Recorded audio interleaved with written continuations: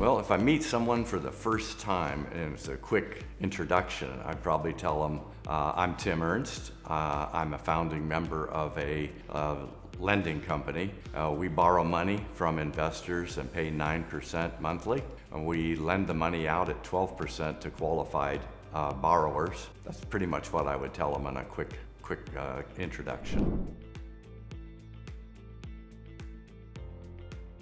Well, yes, I've been in the business for 40 years, and I think I would think of myself as a gatekeeper. I do the initial due diligence to identify the risks and opportunities when we get a loan application. So there are many ways we do that, but the whole due diligence process, I am the first line of defense against doing a bad loan. So once I do the due diligence, if it all pans out, then I'll make a recommendation to my 3 partners that we take a serious look at this loan, and the 4 of us get together and make a final decision. So we all have veto power. It takes all of us to agree to do the loan in order to fund one.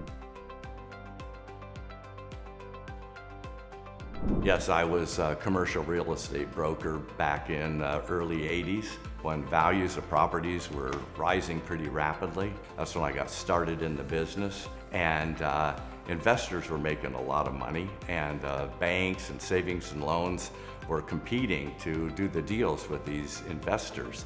And as the property prices continued to rise, they got more and more aggressive in competing for the loans, so they started relaxing their loan-to-value ratios, and many of them went way over 80% loan-to-value. Well, when property values are rising, that works well. But in 1986, the Tax Reform Act really cratered the value of real estate. So all these highly leveraged investors lost their properties right and left. And so I was fortunate to be starting my career at that time, because I could see firsthand how these investors that were leveraged were financially ruined very quickly. And that lesson has stuck with me. So today, I'd much rather be in a deal that's just a consistent, regular cash flow than one that you're shooting for the moon.